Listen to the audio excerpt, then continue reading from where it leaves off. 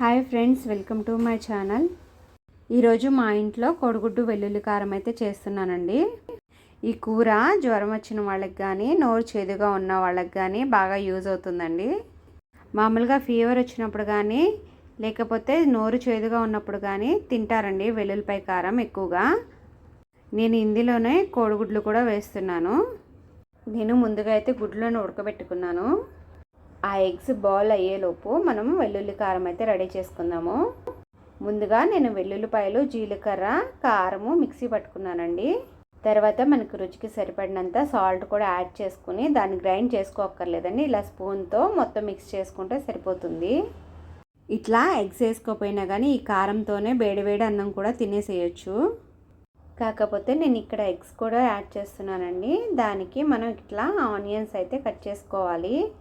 మనం ముందుగా బాయిల్ చేసుకున్నాం కదండి ఎగ్స్, వాటిని ఇలా ఘాట్లు పెట్టుకొని నూనెలో అయితే ఫ్రై చేసుకోవాలి. ఇలా ఎగ్స్ని ఫ్రై చేస్తే పైన లేయర్ అనేది క్రిస్పీగా బాగుంటుంది.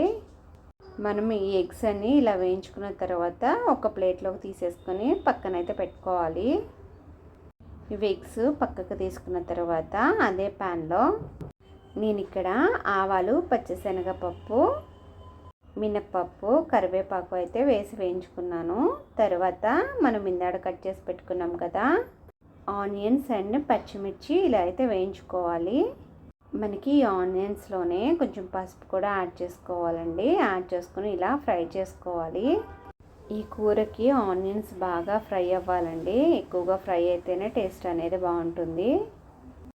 మనం ముందుగా రెడీ చేసి పెట్టుకున్న వెల్లుల్లి కారం ఉంది కదా, అది ఈ ఆనియన్స్లో ఇలా కలిపేసుకుంటామేనండి మొత్తం. అలాగే ఇందులోనే మనం ఇందాక ఫ్రై చేసి పక్కన పెట్టుకున్నాం కదండి ఎగ్స్, వాటిని ఇలా ఈ ఆనియన్స్లో వేసేసుకోవడమే. ఇలా అన్నీ వేసేసుకుని మీరు ఒకసారి సాల్ట్ సరిపోతుందో లేదో ఒకసారి అయితే టెస్ట్ చేసుకోండి. చాలపోతే కనుక ఇక్కడ సాల్ట్ అనేది యాడ్ చేసుకోవచ్చు. ఈ వీడియో మీకు నచ్చినట్లయితే please like and share and subscribe friends.